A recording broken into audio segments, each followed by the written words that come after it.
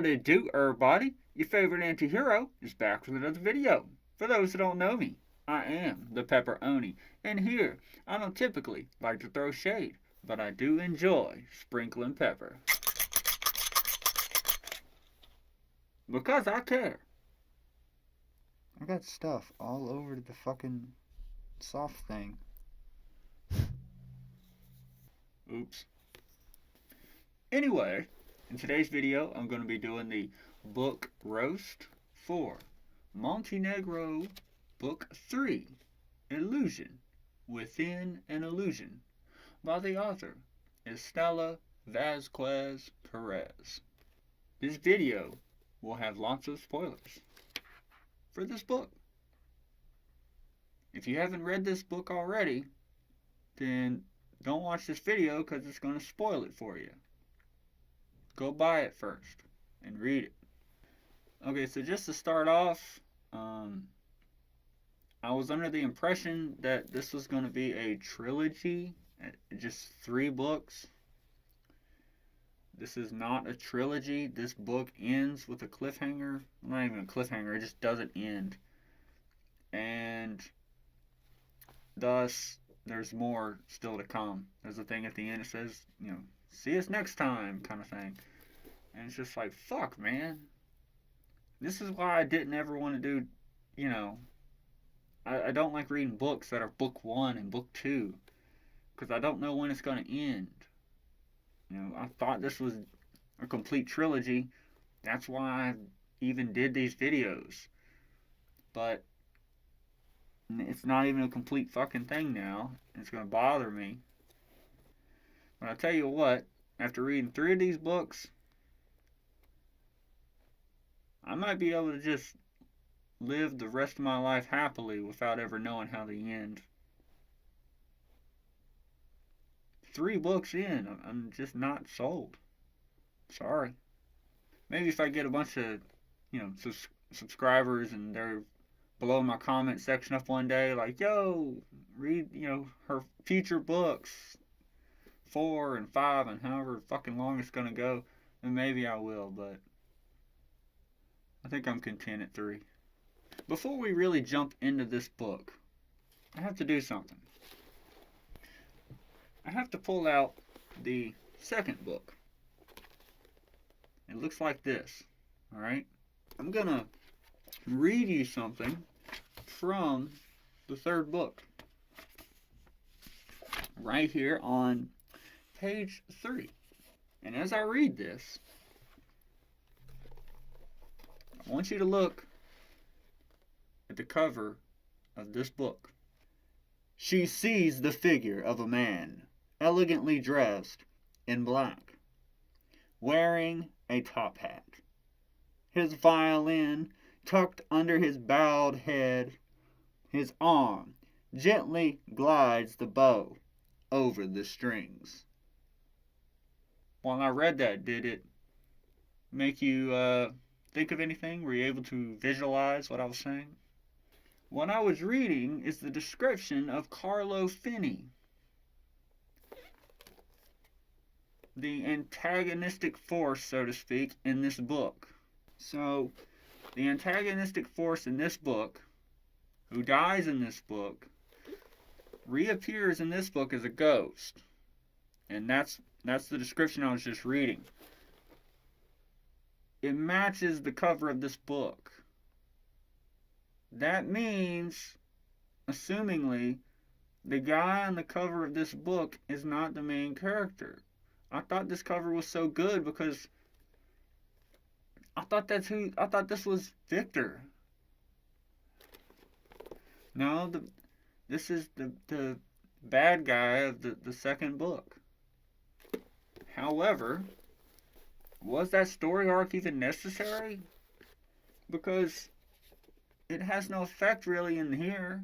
I mean, he kind of pops up and plays like a couple of tunes or whatever for Valentina, but it's what's the point? Now, let's actually dive into book number 3. Where to begin? Of course, I know where. the very first line of the book. A centuries-old necklace rescued by Victor, who has recovered countless treasure jewels.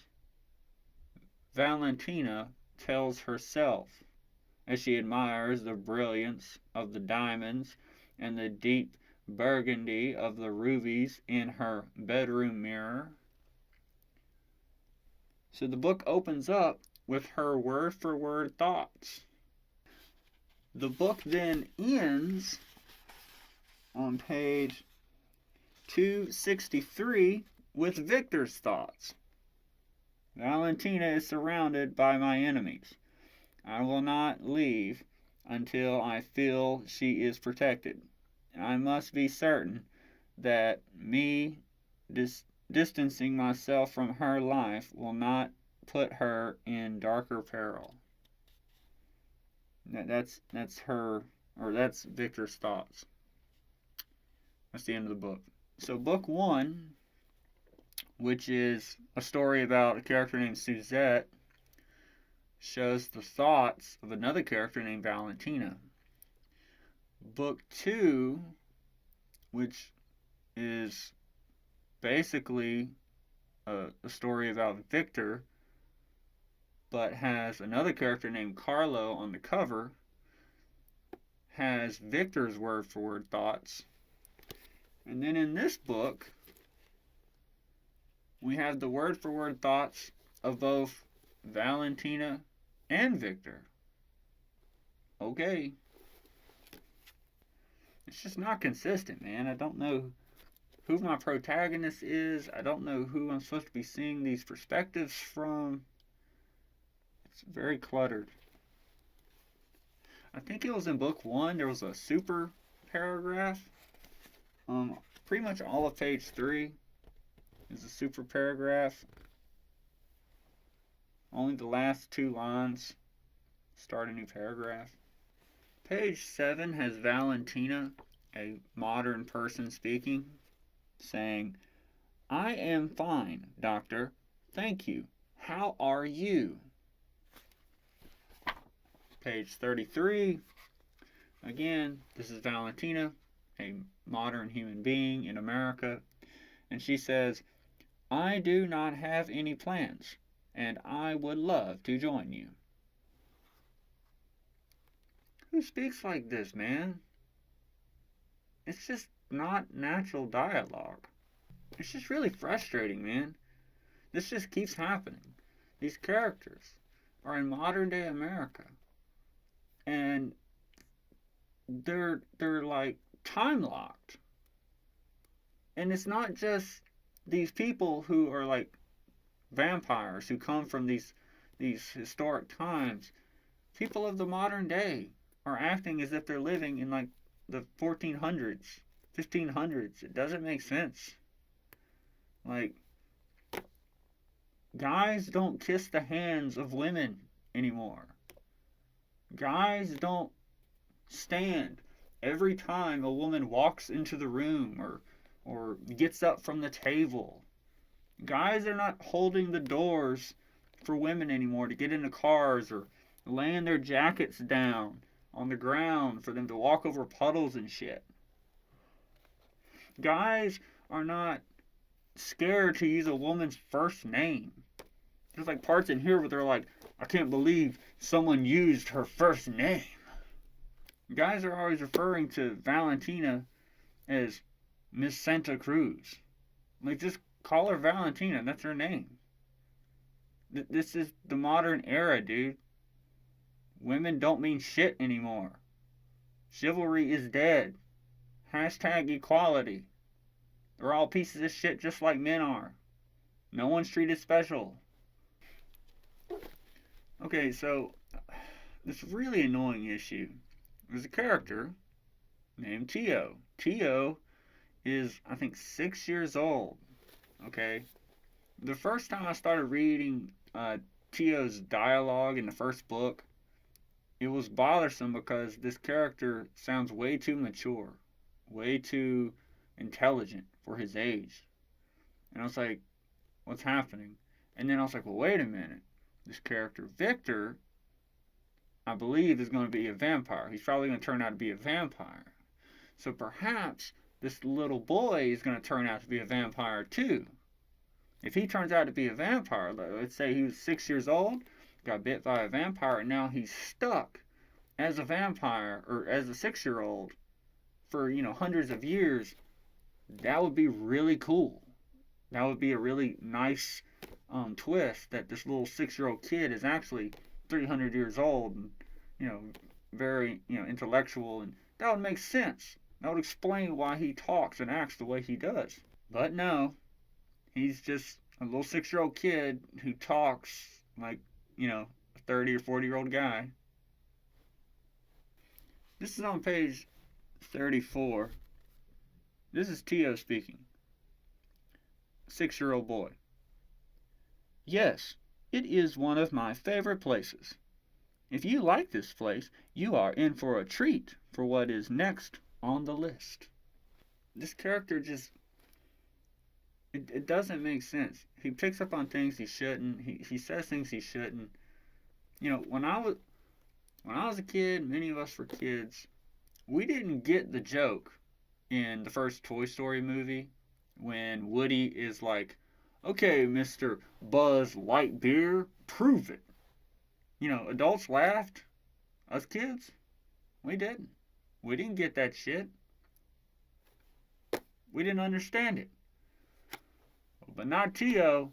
If Tio would see that, Tio would probably be like, did you hear that, Uncle Monty? Isn't that what you adults call hilarious? Don't you get it? Because they're drawing a correlation between the fictional character Buzz Lightyear with the alcoholic beverage Bud Light beer.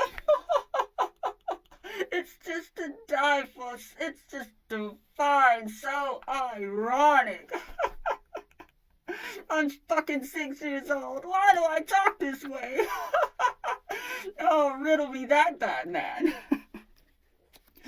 Which, in of itself, is ironic too. Because when you think back, in the first book, I was dressed as Batman, yet I'm quoting a phrase that would come from one of his villains.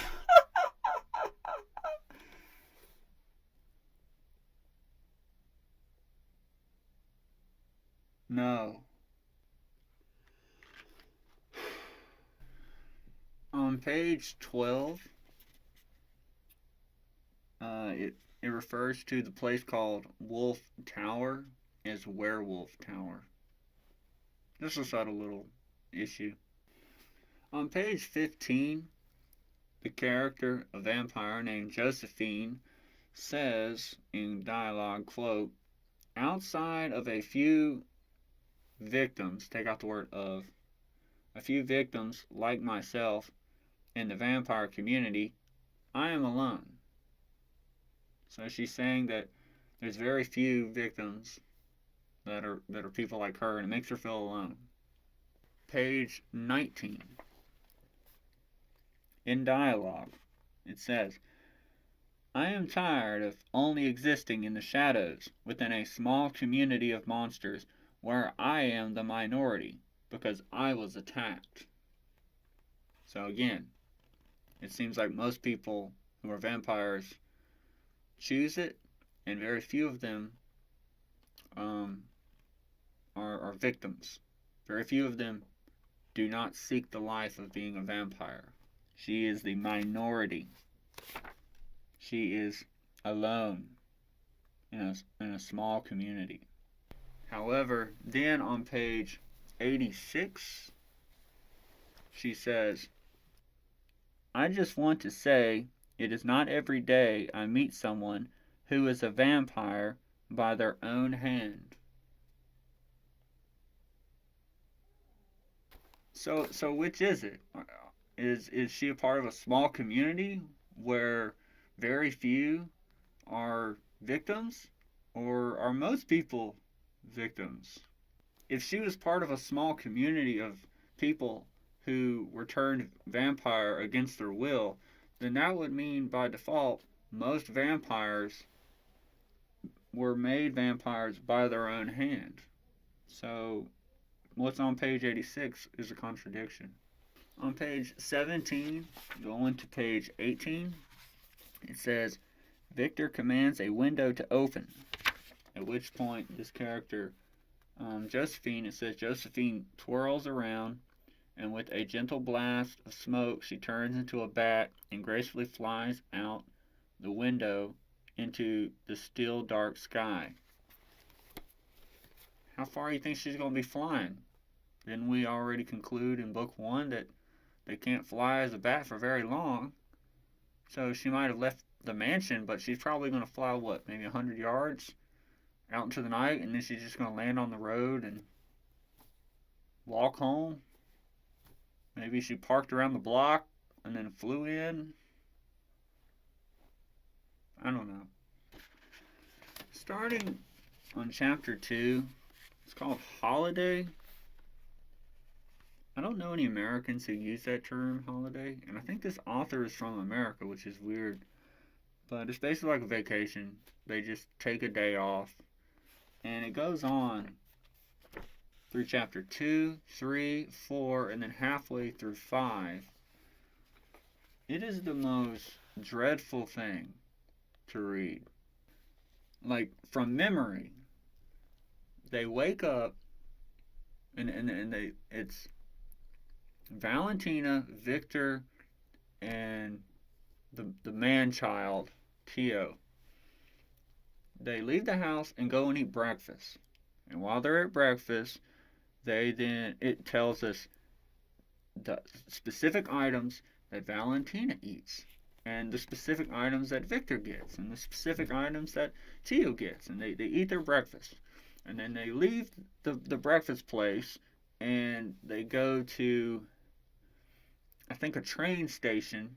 It's like a train museum, and they walk around the train museum, they look at all the train stuff, and then they leave there, and then they go somewhere else to get lunch, and then it tells us what Valentina gets there to eat, and what Victor gets, and what Tio gets, and it tells us even what they're drinking. And then they leave there, and they go to a hospital where we're treated to another magic show, and we watch Victor step by step doing his magical performance for little dying kids in a hospital, because he's so nice. And that takes up a large chunk of space. And then they leave there, and they hit up the restroom real quick, because apparently they got to go on a road trip. And then they go somewhere where there's lavender flowers everywhere.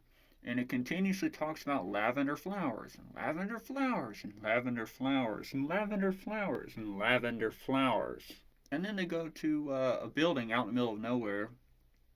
Oh, I'm sorry. In the middle of lavender fucking flowers. And they eat dinner, and it tells us exactly what Valentina eats, and what Victor eats, and what Tio eats. And then they leave there, and they go to the special place, which is, I guess, even further out in the middle of nowhere, and they find a carousel. You might be familiar with the carousel. It's that thing that, you just fucking walk around when you go to a fair. You're like, oh, look at that, it's a carousel. That looks boring as fuck. Let's just go on around that.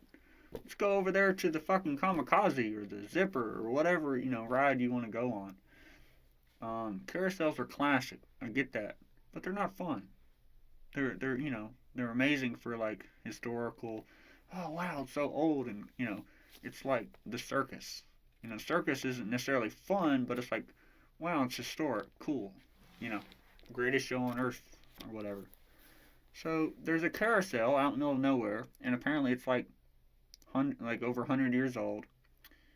And surprise, surprise, they're not the only people there. There's, like, I guess, a whole parking lot out there, and there's just, like, multiple cars. There's, like, dozens of families that are driven way the fuck out to the middle of nowhere to just ride this carousel in a circle. Whee! And apparently it's like haunted and there's a ghost on it or some shit. Which is not just a legend. The ghost apparently actually exists in the story, and it like pushes Valentina, which is supposed to signify that it's like an omen that Valentina is supposed to hook up with Victor. And then they go back to the house, and I think they go to the library. Because, I mean, you know, Victor has this giant ass mansion, and apparently in this mansion there's his room, Valentina's room, I guess the kitchen, and the library. Like, and then I guess maybe there's a dining room where they eat, but like, big ass mansion, they're always in the library. So they go there and they drink a little bit, and then that's the end of the day.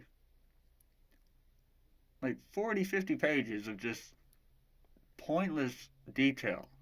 You probably have already clicked off the video at this point. It's just that fucking boring. And then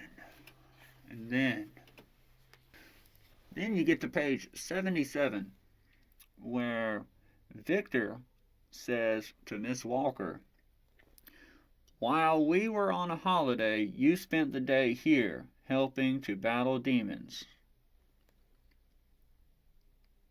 Which is a reference to sprinkling holy water in the corners of the house. Because during this holiday, this vacation, Victor had all of the staff leave the property.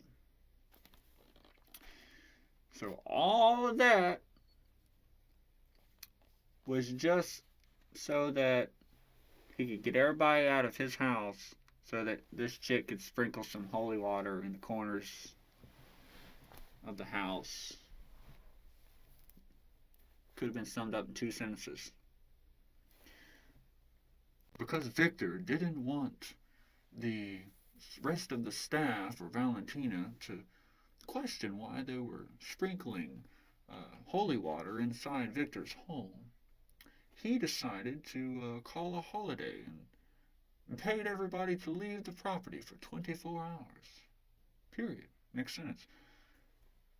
During that time, Victor and Valentina went on a seemingly normal day out, enjoying food and little, fucking things to distract Tio.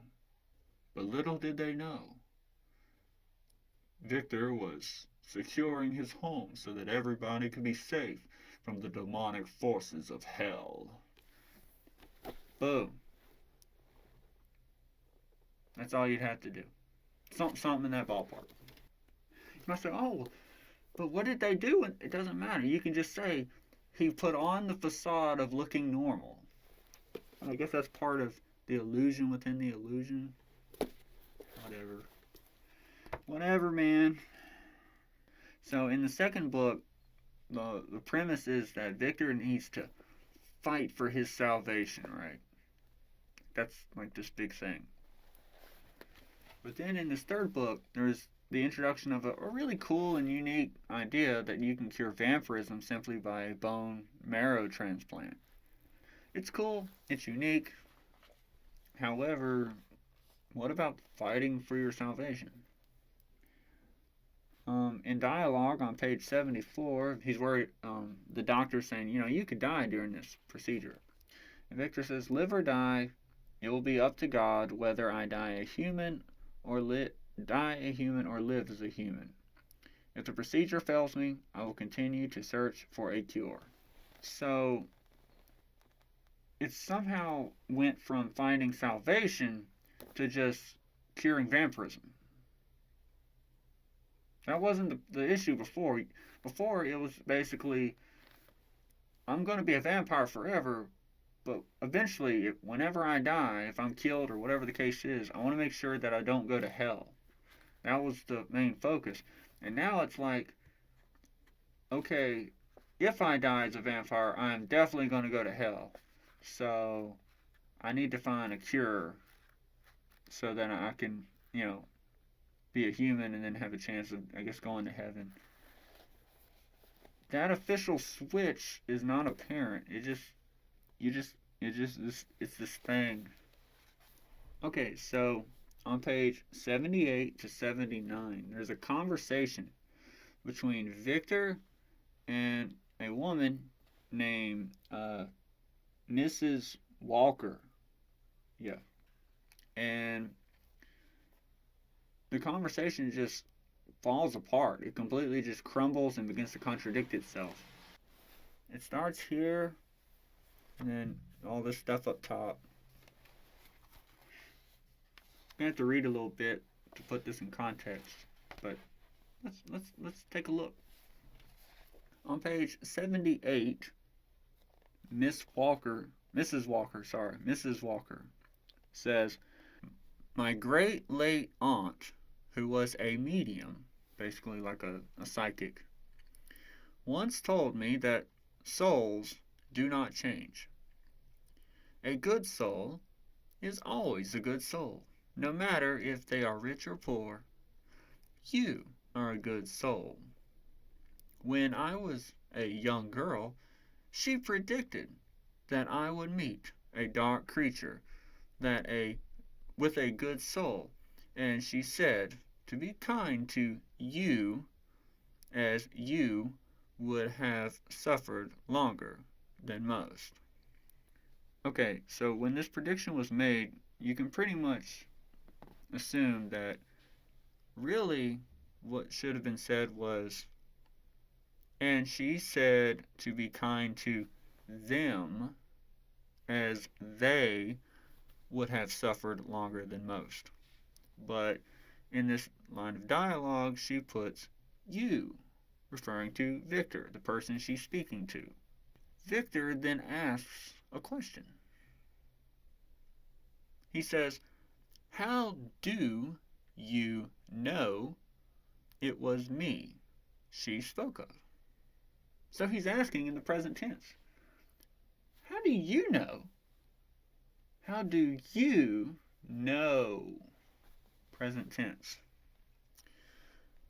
That it was me she spoke of. Miss Walker blushes with embarrassment, and she answers, "I said to her, 'Please tell me I will not marry this dark creature.' She again said, 'He is a dark creature, but with a good soul. However, you will marry an accountant who will be connected to the creature. My aunt also said that you would be on a quest for a whole heart.'" So there you go. That answers the question, right? Victor asked, "How do you know it was me she spoke of?" And she answers, "Well, she said I would marry an accountant who would be connected to this creature." Well, she's Mrs. Walker, so obviously Mr. Walker was an accountant connected to Victor. There we go. That's the end of it, right? No. Then it keeps going. Victor says, "I was, past tense, astounded that you, past tense, knew about my secret." Alright, so that right there, now we have a problem. Before, he was asking a present question. He did not know the answer. He's like, "Wait a minute. How do you know that I was the one, that it was me she spoke of?" The very next time he speaks, "I was astounded that you knew my secret."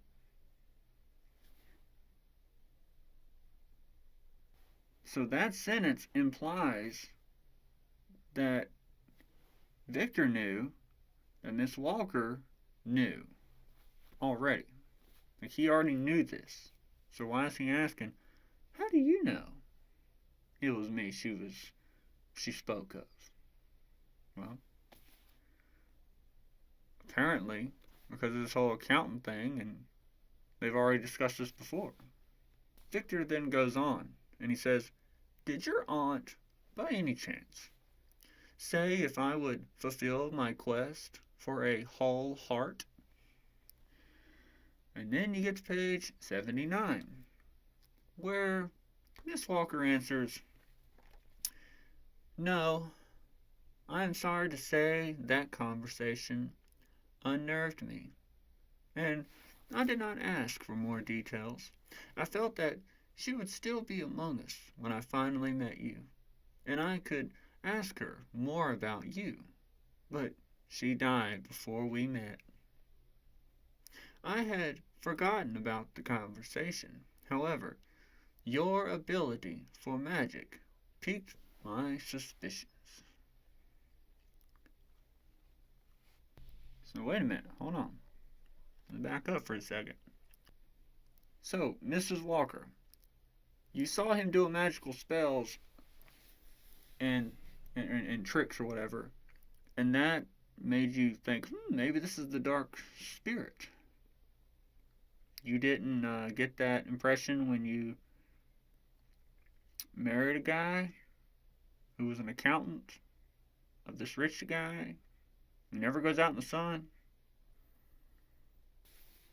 She continues, "Yet I was not sure enough that you were the one she told me about, and I did not feel comfortable to ask you directly. Instead, I told you about the conversation I had with my aunt, and you confided in me." Are you fucking kidding me? So, what that means is, one, you confided in me. That means Victor confessed all these things, that he's a vampire, to her. So over here on page 78, when he asks, "How do you know it was me she spoke of?" Motherfucker, you confessed it to her. She knows that it was you because you told her that you're a vampire. And now she knows that you are a dark soul in her life. In addition, it says, "Instead, I told you about about the conversation I had with my aunt." So that means you, Victor, knew about this whole accounting thing. So, obviously, you would know that Mr. Walker was your accountant. And then, on page 78, when you say, "I was astounded that you knew about my secret." Why the fuck would you be astounded? Because she's not deaf? You fucking told her. You said, "Yo, I'm a vampire. Surprise, surprise." And now you're astounded that she knew your secret? In addition, if she has already told this conversation to Victor in the past, then why in God's name is she telling it to him now as if he's never heard it before? Why are we reading about it? He already knows this information. They've had this exact conversation apparently before. On page 82, we start chapter 7. It's called Beautiful Cadaver. We don't need to know that. You could take all those details out about the beautiful cadaver, and it would not affect the story. In addition, all of this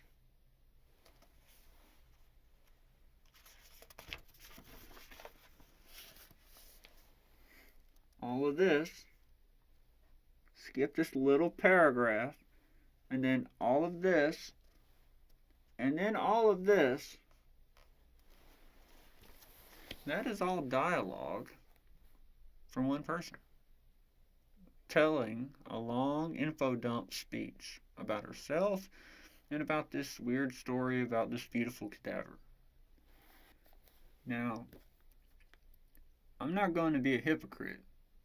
I currently have my own manuscript that I'm working on, and I'll admit that I have a few issues with that exact thing. I do that too. Okay, so I'm not going to tell you that it's wrong and you're bad for doing it.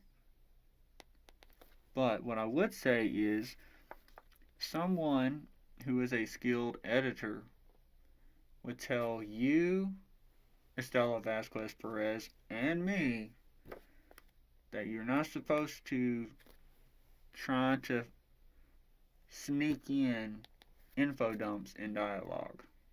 It's not a good writing practice.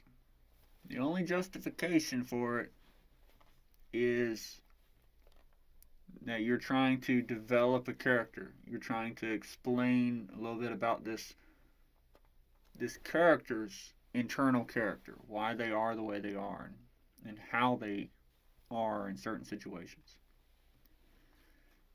And that's kind of happens in the book, and so it's not a true writing sin. But this whole thing about this beautiful cadaver, I mean, it's not necessary. The specific details of it doesn't really prove anything necessary for the story. Look at this exciting stuff.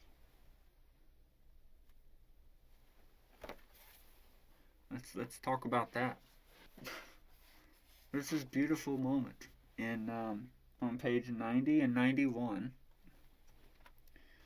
where Victor decides to share his infinite wisdom with the characters Ivan and Maximus, but also anyone else who might be watching as a fly on the wall, like us, the readers. The three gentlemen are trying to figure out a way that they can defeat the demons that guard the treasure at the bottom of the sea, the Ana Luisa treasure. Ivan says, "How do you propose we fight demons and take the treasure?" Okay. He doesn't have an answer. Maximus then chimes in, saying, "I do not see how this can be accomplished." They seem at a dead end. They don't have an answer. Luckily for them, Victor does.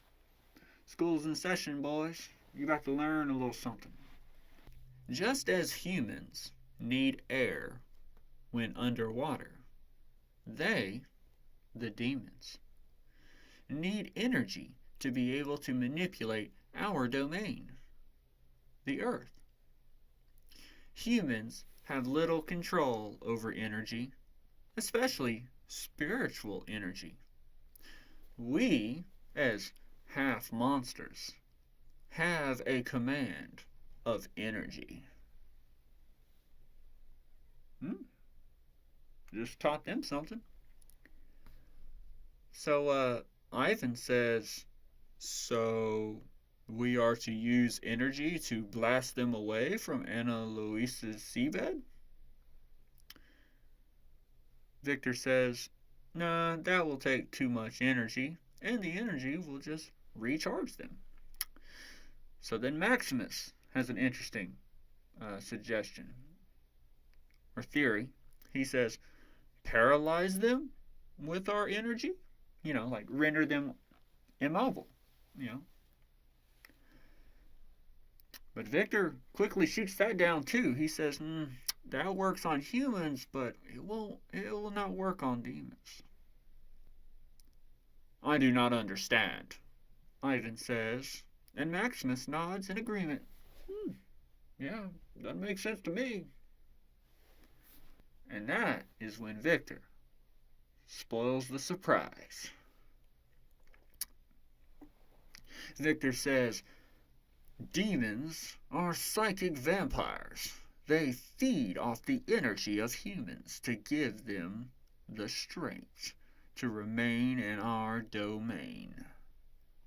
He then goes on to say, Humans can be so self-involved in their struggles that they do not realize they're being drained, essentially used as batteries for evil.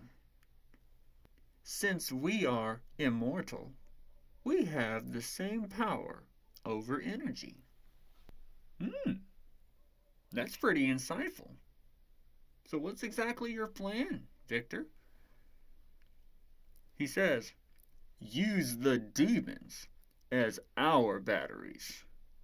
We will drain the evil bastards of their energy, which will immobilize them.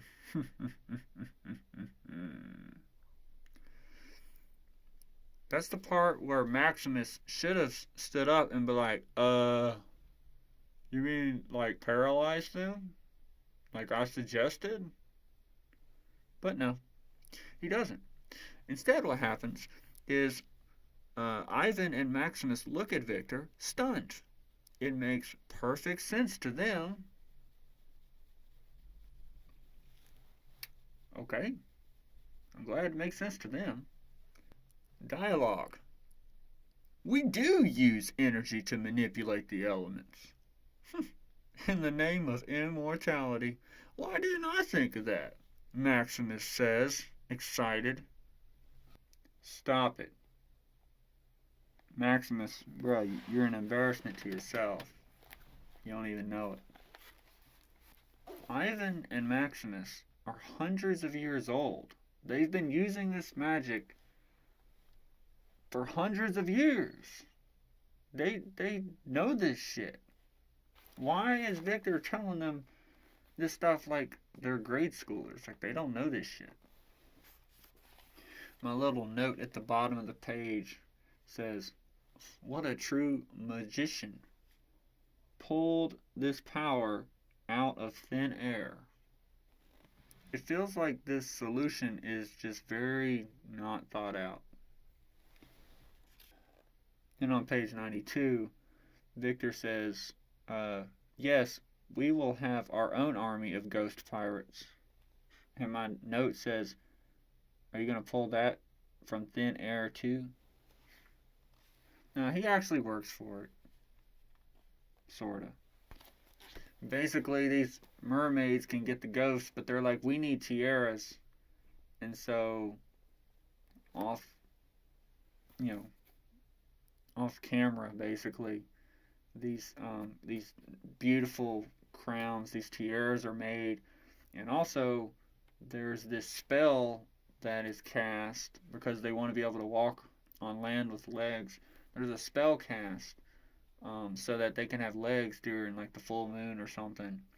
And we don't ever see that. It just apparently happens at some point. And so yeah, they eventually get Victor gets his ghost pirate army. This leads me to page 93. In book 1, there's reference to an indoor swimming pool at his house. And it's like, it's off limits. No one can go there, right? And then there's like a scene where Valentina's looking out the window and she's like, oh, the forbidden pool.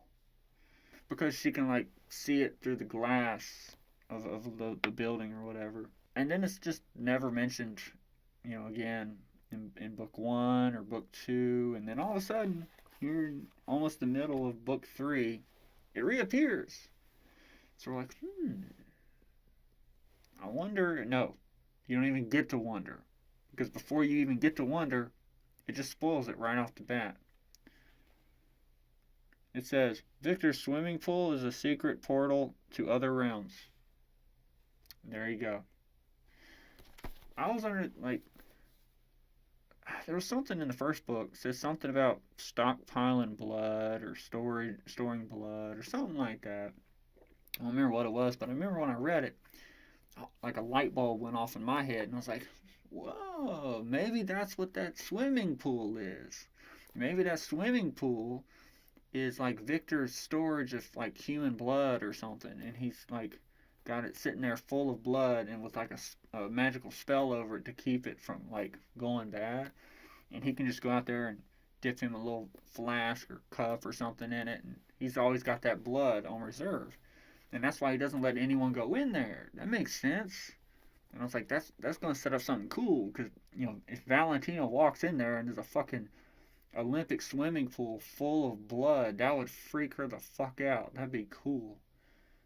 No, it's just full of magical water apparently. How boring. Then below that on page 93, there's all this random talk about starfish. It's not important. And then at the bottom of page 94 and the top of page 95, there's just this info dump about the mermaids. They're not important to the story. We don't need to know that shit. But since it's there, let's talk about the problems in it. Okay, so this swimming pool, it's supposed to go to another realm, right? And what the fuck is a realm? A realm is supposed to be like something beyond even a universe. A realm is like an entire different plane of existence, right? Like all of known space of our universe is one realm. And there's like other realms below it and above it, right? That's the generally accepted concept of a realm. Which makes you wonder, if there's a multiverse, are all the multiple universes in the same realm? I ain't even attempting to go down that rabbit hole. But anyway, so this swimming pool goes into another realm, but there's a problem. It says the mermaids were in love with the captain and first officer of a rival pirate ship of the Black Horse. So these mermaids come from another realm, but apparently they've been in love with humans on the Earth. Now, obviously, you would think, oh, mermaids, they pop up in pop culture and stuff, so maybe they were, in and out of their realm and our realm. Makes sense, right? Well, in the info dump on page 95, it says, mermaids see men as brutes of the sea who hunt within their habitat and spill blood into their oceans over treasures. It then goes on to say, mermaids confiscate the treasures that the ocean devours to penalize men for their ruthlessness in their waters. So, do they come from another realm? Or do they just live in our oceans?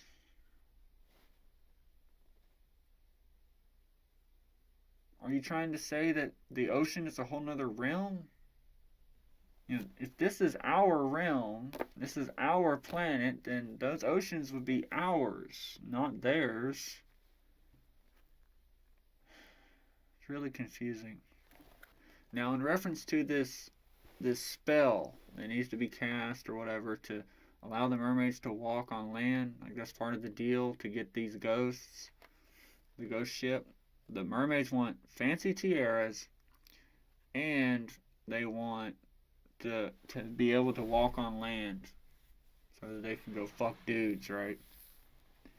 Well, on page 101, it says in dialogue,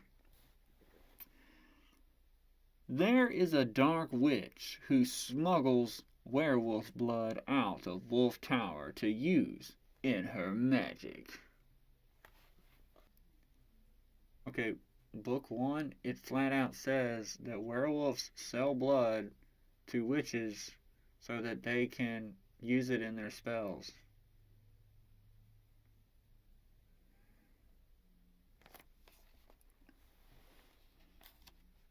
She doesn't have to smuggle the blood out. And since apparently that's what witches do, does it really make her a dark witch? On page 102, Ivan's then like, I will collect her. I will buy the blood from a werewolf. You don't have to, man. She's probably got some. On page 103, just a random thing, it says, the butler returns with a platter carrying 2 glasses and a pitcher of mint iced tea. That sounds fucking disgusting. Why? Ugh. Why the hell would you want mint flavored tea? That sounds like a fucking prank. And by the way, since this series is not over, I'm assuming the author is going to write more books. I have a request, Estella Vasquez Perez. For the love of God, please don't write any more in these books about Victor having gray eyes. We have been told into oblivion all the way through the first book, all the way through the second book, and then all the way through the third book that this dude has gray eyes. We know. Trust me. We know he's got gray eyes. I'm just going to let my note speak for itself.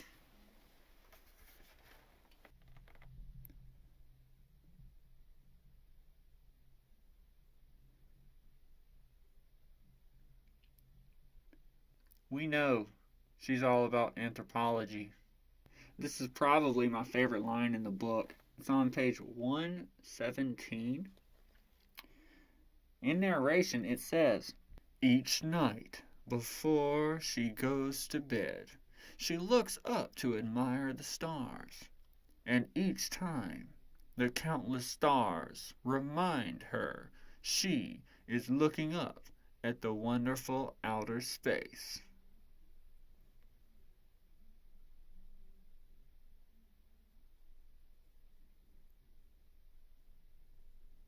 As Pepperoni looks at his hand, its beautiful yet unsymmetric shape reminds him that he is looking at a hand. Page 118. With a smile on her face and feeling energetic. Where else do you smile? If she's smiling, I know it's on her face. Here's a pretty bad problem. On page 142, it says, Valentina reaches for Victor's arm and blurts out, quote, "Can you elevate a string quartet into mid-air and command the instruments to play themselves?" So she's asking this as if she doesn't know, right? This is a reference to a scene that is depicted in the second book, long before she was born. And Victor's like, how does she know about that? It says, the first and last time Victor performed that illusion was in the turn of the century when he was performing with Giulietta. Here's the problem. All the way back here, at the beginning of the book, on page 6, in fact, we have this nice little bit, and it reads, "Perhaps next year he can learn to play an instrument," Victor says. "Do you play any instruments?" Valentina asks. Before Victor answers, Valentina remembers her dream, and she eagerly asks, "Violin? "No, I do not know how to play the violin or any other instruments," Victor says. And then,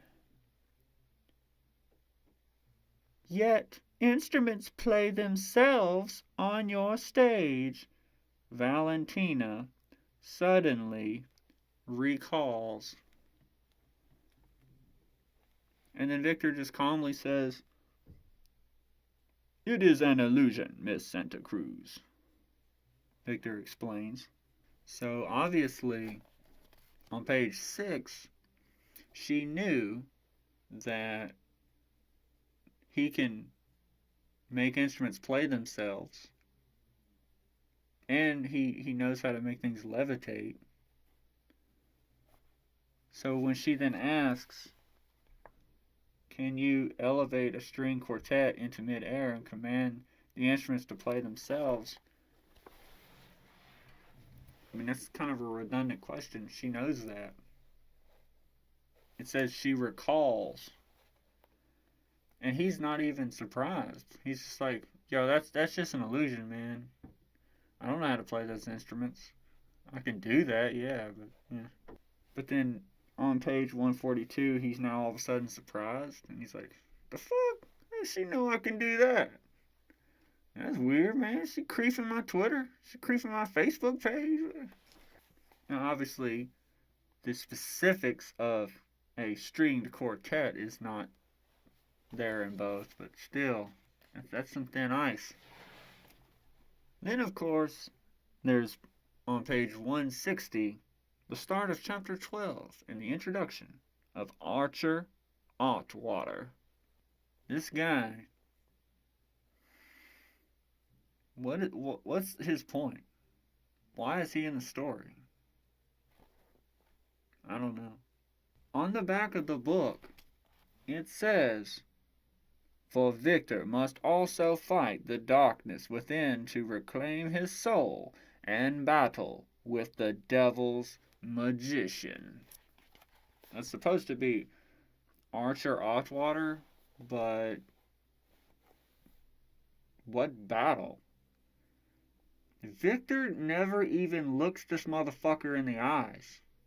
Like, they never meet each other. They don't shake hands. They don't speak over the phone. They're just two human beings on the same planet. How are they in battle with each other? Like they're not even competing, you know, in a capitalist competition of who can make the most money. It's not like Victor does a performance and then Archer's like, damn, he made a lot of money. I need to up my game. I need to perform more, like a bigger show. And then he does some fucking dope ass show. And then Victor's like, ooh, I'm gonna have to step my game up. I'm gonna have to really pull out the stops now. Like, that doesn't even happen. Like, Archer doesn't try to, like, kill Victor. He doesn't try to burn down Victor's house. He doesn't... Nothing. Like, and Victor doesn't show up and like they don't sabotage each other's performances. Like, if Arthur's doing an illusion, a magic show, Victor doesn't appear in the crowd and do something to fuck it up, or vice versa. And battle with the devil's magician. What fucking battle? There is no conflict between these two individuals. If anything, that's the last thing they want. Arthur means nothing to Victor. And Victor is the idol, essentially, of Arthur. The last thing he wants to do is harm his idol. He wants to be like his idol.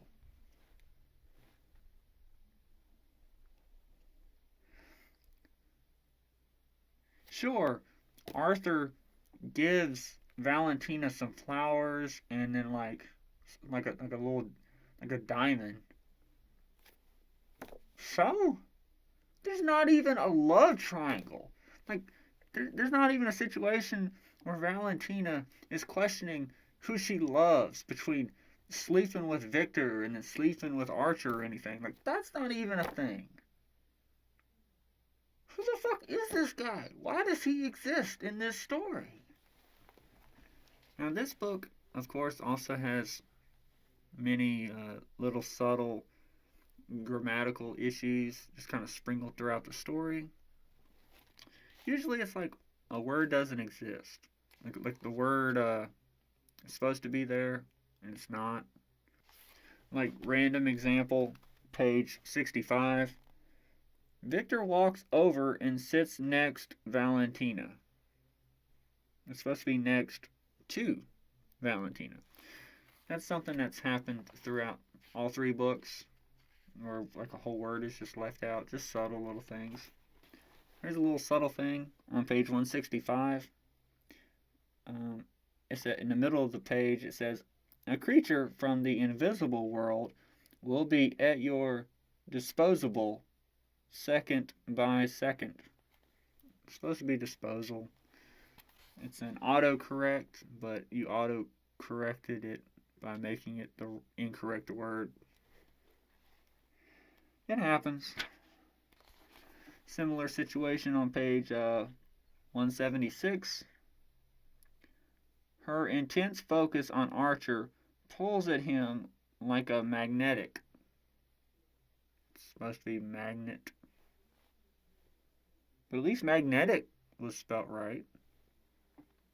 On page 177, I think the author just went back after the fact and added in a couple of lines, and it kind of messed things up. It says, why roses twice? Just a little subtle thing. On page 181, it says, Suzette pulls out the fan he gave her over 100 years ago and fans her watering eyes. I thought their eyes bled when they cried.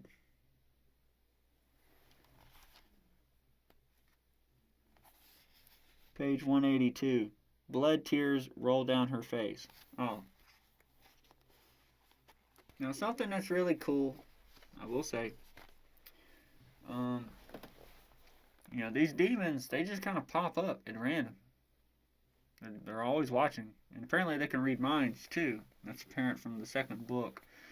So I was getting kind of worried. I was like, how are these guys supposed to come up with this secret plan to sneak up on the devil and his demons and steal his gold from this sunken treasure ship or whatever? Like, doesn't he know this shit's going down? He can like see everything in live time. He's like omniscient, and he can read minds and shit. And then there's what's on page 184, which reads, quote, how will you bypass the demons? And the response, if I continue to speak about how we will do it, our plan will be discovered by those godforsaken creatures. I will tell you after. So I was like, cool. Thank you. That makes sense. But of course, the demons and Satan have already kind of figured out there is a plot to steal the gold. Because on page 202, a demon says, leave the treasure alone. So then the secret becomes, how are they going to do it successfully? I was like, well, how are they going to come up with that idea without these demons figuring that out? That brings us to page 205 and 206, which read, during the week of Teo's communion, Ivan and Maximus are busy educating the vampires who signed up to recover the Ana Luisa from the clutches of the devil. Sitting in a derelict and abandoned church, circled with salt, the vampires hone their plan on how to fight off the demons with their monstrous energy. Bravo. Good. On page 192, there's kind of a flip-flop between writing numbers numerically and writing numbers in Word. You've got 72 in Word, and you've got 13 written in Word, but then you got 256 written in numbers. It's inconsistent. It's going to keep me up at night. In chapter 20, Lustrous Moon, there's this scene with Drake hanging out, and what's the point? Like, why is he there? That doesn't serve any purpose in the story. On page 220, That's the start of chapter 21, El Dorado. There's a sentence that sucks. It needs to just be tweaked a little bit. It says, deep below under the calm sea, underwater currents violently rock the Black Horse's fleet of ghost pirates. I hope you see the problem. There's two of them. Okay, so now we're getting to the big climactic showdown, right? Now, all the way back here at the beginning, in chapter 1, page 14, we finish up what I describe as arguably the best conversation in this trilogy, which I now know is not a trilogy. And that is, right off the bat, Victor and Ivan get together and like, yo man, let's go down there and get that gold from the devil, and we gonna do this shit. We're gonna get all this money, and it's gonna be great. They set up their plan. They're like, boom, this is the plot. So that was here. Then all of this later, at the end of the book, is the big showdown, right? They're gonna get that gold. A big climactic battle. On page 223, they show up and the vampires are encircled by the demons, and it doesn't look good, right? Spoilers. It says, unbeknownst to the demons, the vampires are well prepared to fight. Let's talk about the word fight. When I say the word fight, there should be some imagery that comes to mind. Think about it. What comes to mind when I say fight? It could be a war, it could be a fist fight, it could be a sword fight. Think about it. Fight. Do you have an image? Do you have some type of visualization of what that is in your mind? Okay. Take it and throw that shit out the window, because none of it happens. It says, in the derelict church circled with salt, the thing I read earlier, to bar the demons from spying on them, they had discussed their war plan. Again, the same thing with fight. Do it with war. What do you think about war? Throw it away. It says on page 223, first, they would quiet their thoughts to avoid having the demons discover their strategy. Then, they would allow themselves to be encircled by the demons, allowing the demons to believe they had the upper hand. Continuing. Then, they envisioned sucking the energy out of them, just as they would suck the blood out of their victims until they were drained. Okay, what did we just read? They envisioned sucking the energy out of them as they would suck the blood out of their victims. So does that mean they're going to sink their fangs into the necks of these demons and suck out the energy as if they were sucking blood? I mean, it says literally, just as they would suck the blood out of their victims. Or maybe it's just metaphorical, sucking blood, sucking energy. I don't know. We'll see. I mean, this is the plan, and it says they envision it, and it doesn't tell us what they actually see when they envision. But luckily, the situation is about to unfold, so we'll see it. Surely. It then says on page 224, Victor, despite being under the gripping pain of being impaled by the demons, can see that Black Horse and his crew are making inroads in the battle. So while the vampires are just standing around, what a wonderful day, being encircled by demons, the ghosts of one pirate group, their ghosts are kicking the asses of the bad ghost pirates. And it sounds like it's something exciting. It says Ana Luisa's crew of pirates, who were better hunters of gold than fighters of men, are no match for the legendary mercenary warriors. Each stab of a sword or pound of a fist from one of Black Horse's men hits the ghost pirates like excruciating flames from hell. Well, sounds like something's really cool going on over there. But anyway, back to what's important. These vampires were standing around encircled by the demons. How are they going to triumph over them? Well, let's see. It says, Victor and his crew begin to drain the demons. Okay, the draining has begun.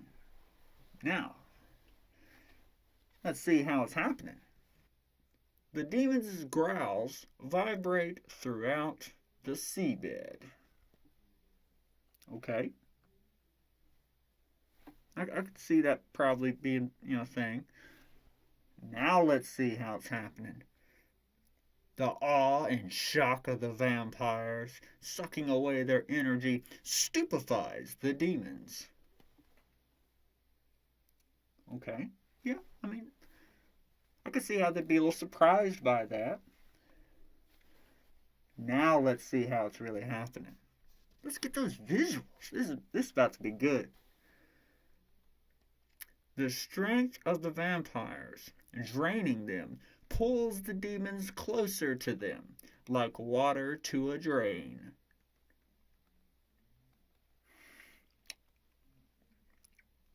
Okay. Okay. So apparently there's some distance between the vampires and the demons, and whatever the vampires are doing, it's pulling the demons to them like water to a drain. Okay, well that's good. All right. Now, let's see what it is exactly the vampires are doing to draw the demons in, like water to a drain.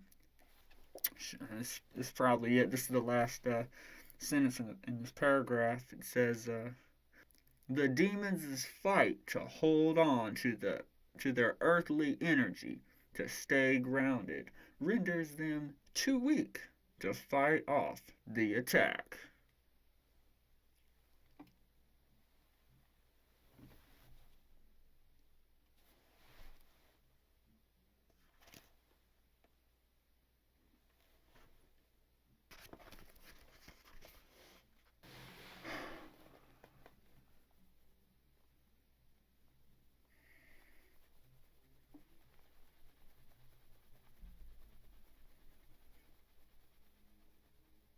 Really? That's it. That's all we get. We're not shown what they envisioned would happen. We're not shown what actually happens. We just know the vampires do something, and it makes the demons be drawn in or something.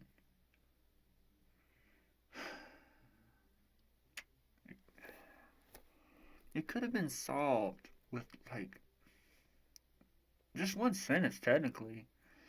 You could have just said, the vampires extended their hand and it just pulled the energy through their palms. Or,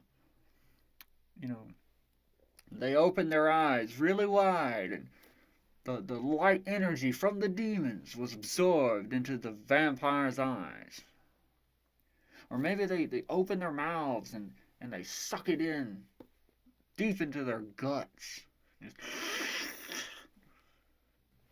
Something.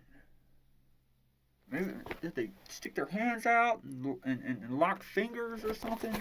They stuck their hand out one way and the next guy locked his fingers and they had to combine powers. Or how? How does it happen? I'm just gonna call it like it is, man. That's just a straight up fail. And then it says Captain Black Horse grabs the silver chain given to him by the mermaids and chains Captain Golden Death to one of the 500-pound anchors of his ship. And then on the next page, 225, it says the chains are inflicting excruciating burning pain, like around Golden Death. I guess apparently silver harms vampires, werewolves, and ghosts. Interesting.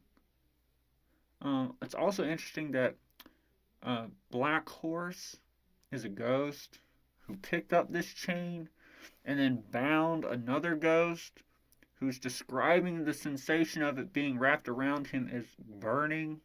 I mean, he's not saying it, but that's what the narrator is saying. It's burning and excruciating. Didn't it burn and feel excruciating when that ghost picked up the damn chain? Whatever. Then, let's see, at the top of 225, it says the demons are weak from having their energy sucked out, so Victor puts a little spell on them. And then Victor, Ivan, and Maximus and everybody else, they begin looting the treasure. It says the Victor, Ivan, and Maximus combine their powers of elevation and lift the ship San Esteban and its cargo from El Dorado, and they raise it up to the surface. It says it gently lands on top of the ocean that it has not sailed in centuries. So this ship just lands on the surface and it floats. That's surprising. And then it says the demons begin to gather their energy as they're coming out of their hypnotic stupor that Victor put them under. And so then we actually get some kind of detail. It says Victor and Ivan command silver coins to rise off the paved seabed. The storm of silver coins wrap around the demons, and by Victor's command, the silver coins fashion themselves into a dozen 7-foot tall crosses. So they then are surrounded by these crosses, and the power of the cross compels them, which makes sense, but the fact that he uses silver, apparently silver also affects the demons too. I'm really interested in why it is that silver affects all these things that are ungodly. And I mean, I'm just gonna say it's kind of ironic because these stories have a Christian Bible-esque element to them, and throughout the Bible, silver is always like the thing that bad guys use to bribe people to do bad things. So like, bad guys always have silver so that they can give out like 30 pieces or a box of silver to people to do stuff. And yet apparently all these bad things can't touch silver. I don't know, it's interesting. On page 229 it says, perhaps he got injured or killed, and therefore the news is yet to report on it because they need to be sure the reports are correct.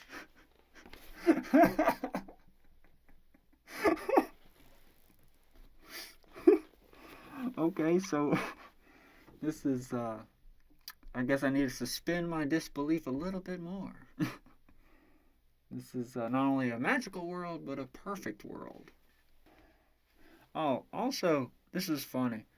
On page 229, it says, in the hallway, she runs into the butler and asks, blah, blah, blah. This is almost the end of the third book. And like, all this time, it has never dawned on me. Like, I just assumed that Valentina was, like, incredibly, like, clumsy and was, like, running into every damn body. Like, I never even questioned it. It's funny on my part. I never even questioned. I was like, yeah, she just, she's always fucking running into people in the hallways.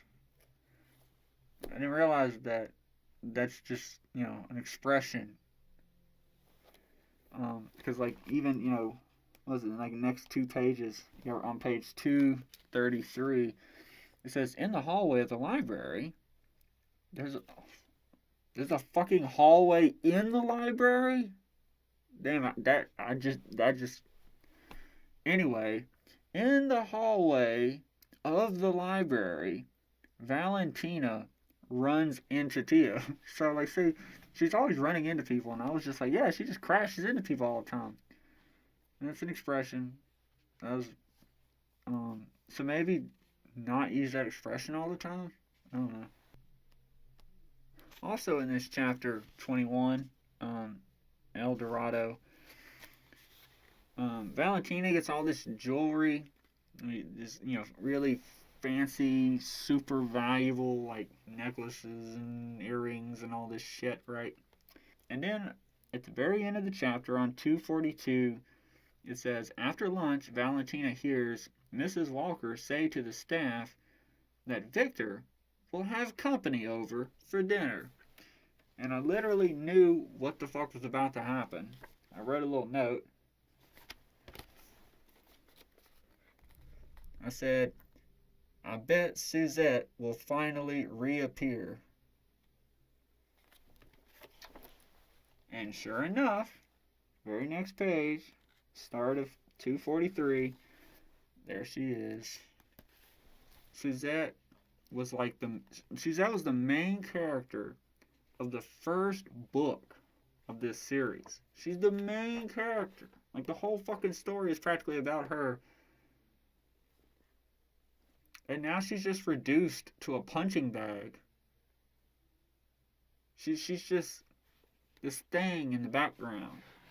She just shows up to cry. Like, we're supposed to be all, sentimental for her. We're supposed to grieve for her. She's always, why won't you love me, Victor?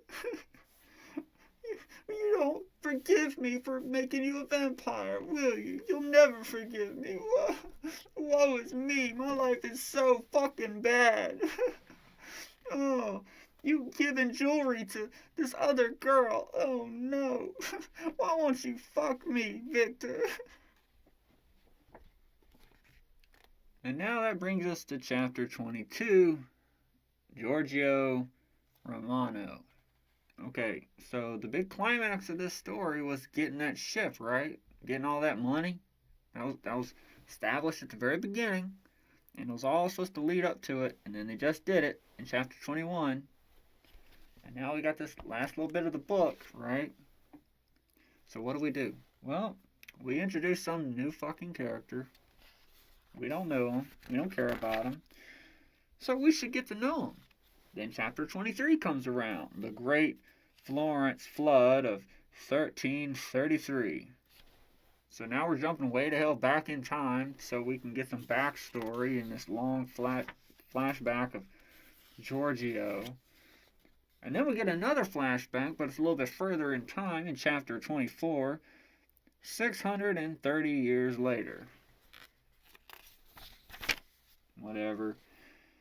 And then there's chapter 25 called Mud Angel, at which point my boy Craig shows up. Cool for him, but why? What's his point? He just shows up and he goes on this random date with Valentina. Yay! We're on a date now. And, we're getting fucking brushed off because she don't care about him, man. It's just going, whatever. Why is this happening? Should be wrapping up the story. And then you get chapter 26 called Magic Show. At which point, the date is kind of over, or it's closing, and Valentina's like, hey, let's go to the magic show. And Craig's like, she's like, let's go down here. And then Craig's like, okay, and then they go, and then it's a magic show, and, she gets pointed out by Archer, the supposed antagonist of the story, and he gives her, a diamond. Here you go. Have a nice day. Wow, man. He's fucking diabolical.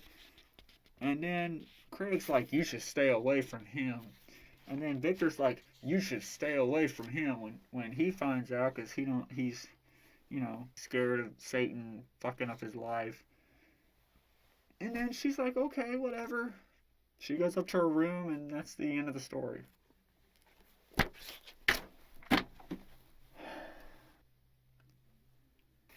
You know, I said that the second book did not suffer from middle book syndrome. This book does. This book, it's just a large portion of it is just boring. And nothing is achieved in this book. It says on the back, again, for Victor must also fight the darkness within to reclaim his soul and battle with the devil's magician. He does not reclaim his soul in this book, nor does he battle with this magician. Finishing this book just feels like a big empty waste of time. Perhaps this should be book 1. This should be book 2. Whatever is still to come would be book 3. And this is supposed to be just like a prequel. Like the backstory. I don't know, man. You know, if this story is supposed to continue on to the next thing, it should have ended better. Let me tell you how it should have ended. Okay? This is what should have happened, alright? Check this out. Valentina should have said to Craig, hey, let's go down to the pier or whatever. Let's go to the docks or whatever it is. And Craig's like, alright, man, let's go. And they go, and then there's this magic show going on. And Valentina is like, oh, who saw this coming? And then Archer's on stage doing his show, and he looks over, and he's like, oh, Valentina's here, you know. And he's like, I need a volunteer. How about you, young lady? Come on up here. Let me take your hand. And he takes her up on stage, and he, you know, maybe he puts her in a box or something, or puts a fucking sheet over her, right? And he taps it with his wand, and then the sheet just drops. Or maybe he like opens the box, and then like fucking doves come flying out of it. And it's just like, she turned into doves. And he's like, ta-da, I've made this woman disappear. And everyone's like, oh wow, that was so fantastic. How did you do that? That's so amazing. He's like, oh, yes, thank you. Thank you all. Have a nice day. And then he fucking disappears. Think about that. He just leaves the stage, and then there's Craig just sitting in the crowd like, where the fuck is Valentina? So then he has to follow Archie. He's like, excuse me, sir, where's my friend? And then maybe Archer just uses his powers and flings his ass out into the ocean. He has to like swim back or something. And then like he disappears when Craig gets back to the shore. And you're like, what happened to Archer? Where'd he go? And where did he take Valentina? And then Craig then has to go back to the mansion and tell Victor, hey, I don't know where Valentina is. And he's like, what? And he's like, yeah, we went to this magic show, and this dude named Archer, a magician, made her disappear, and then he disappeared, and I don't know where she is. And then he's like, oh no. And he has to, and she's like, Craig's like, you know, should I call the cops? And Victor just kind of wipes his memory and sends him on his way or something. And then Victor's like, I must avenge Valentina. I must find her. And, you know, stop the evil Archer. And that'd be the end of the book. That'd be interesting. That would really entice people to come back for more. But no, that's not what we get. In this book, nothing is resolved. Like, we as the readers, we learn that Henrietta is the one who turned Ivan into a vampire, but anyone with half a brain that read the first or second book, whatever it was, that there's pieces in there that allude to it. We all kind of assumed it, and then we figure it out for sure, and we're like, oh, okay, yeah, that is the case. This is what I thought. We'll see how Ivan freaks out. I know that's coming. No, it's not. The book ends. He has no idea. So that's a loose end. That's something for the future. There's also the situation with the doctor, Dr. LeCue. He starts to fall in love with this girl that he just met and knows nothing about. Josephine Marquette. He falls in love with her, but that's nothing ever comes of that. He never tells her that how he feels. That's not in the book. And then Josephine's trying to be cured, and she's going through these trials to be cured of her vampirism. That never is resolved in this book. I think it kind of is just like killed. I think they say something like it's not gonna work, and they just shoo it under the rug. Like, okay, and what was all that for any fucking way? What else? Oh, there's a lot of setup and alluding to the idea that Julieta, Chocolate Girl from the second book, her spirit has been passed to this character, Valentina Santa Cruz, and she's basically been reincarnated into Valentina.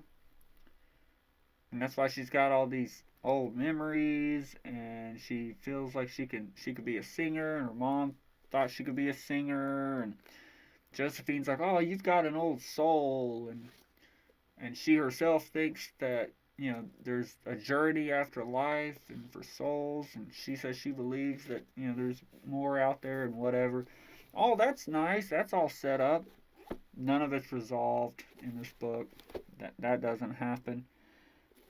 There's seeds planted for a conflict between Ivan and Drake. Nothing ever happens with that.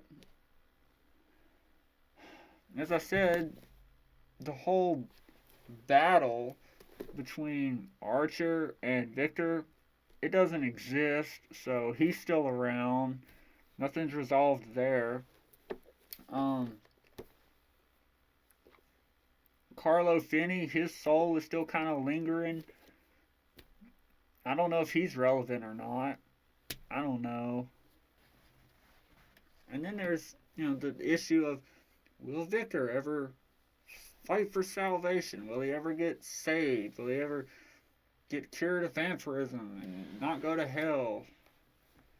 That's not it. That's not crossed over in the book. There's one little element. This thing on page 198 to 199. I think there's something to it, but I don't know. It says, the top of his head is crowned with a warmth he has not felt since becoming a vampire. He looks up and sees that a sunbeam has tunneled down to him from one of the towering stained glass windows.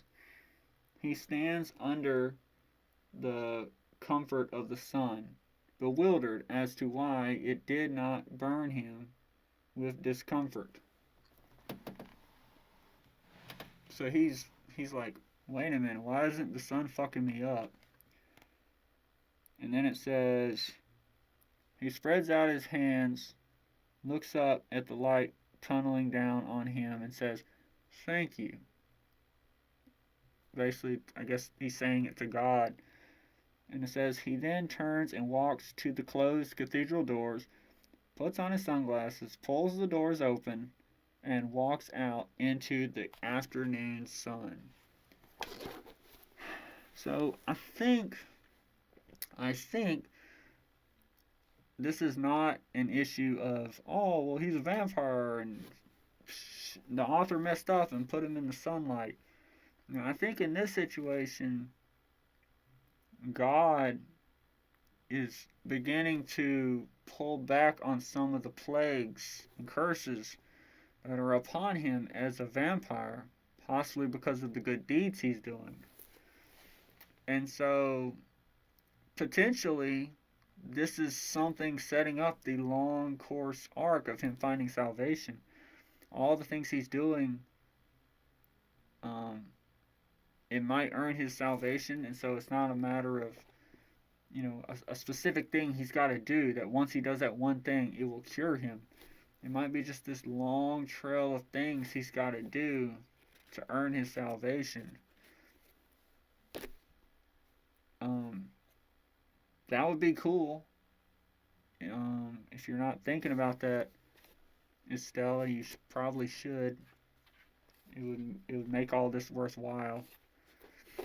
I was wrong. There was no hurricane in this. There wasn't any major catastrophe that happens. So that was nice.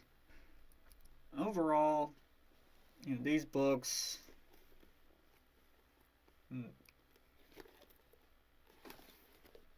they weren't horrible to read. But I don't know if I'll be reading anymore. Clearly the story's not over, and there will be a fourth, maybe a fucking fifth and sixth, and I don't know how long it's gonna go on, but I'm not really interested in reading anymore. I said I was gonna do it for these, so I did. And I don't know if I'll do any more.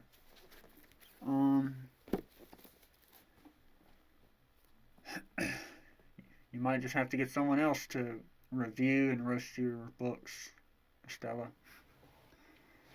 I talk a lot of mad shit about the books that I roast on this channel.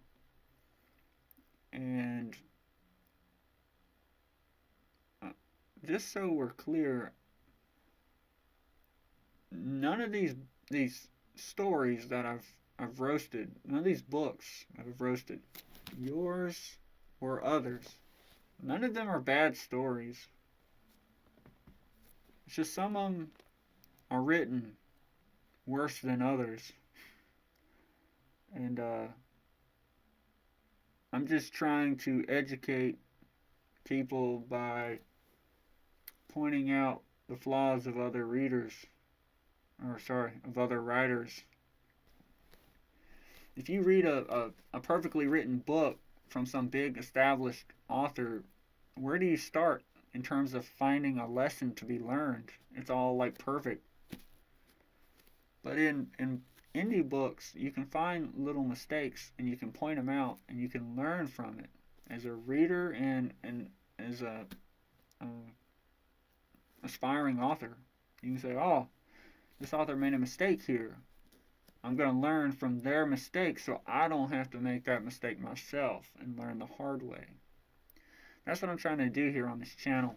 I'm trying to provide writing advice videos without just simply coming on here like I'm some, really smart, fucking nice and pretty polished person saying, this is how you gotta write your book. These are 5 steps to do this, and so on and so forth. Those videos are fine, but, I'm just trying to do something a little different. One thing I can say that's really great about this series, and I'm fucking blown away. I'm totally surprised. Not one of these books is an arcade book. Every other book that I've done so far is an arcade book. And, yeah. The author Estella Vazquez Perez does not do that shit. So, which is weird because I think she's from California. Can't believe that shit. Maybe there's hope for that state yet. Well, that finishes up the Monte Negro series. Unless I decide to do others down the road. But, yeah. That's all of them. Bye.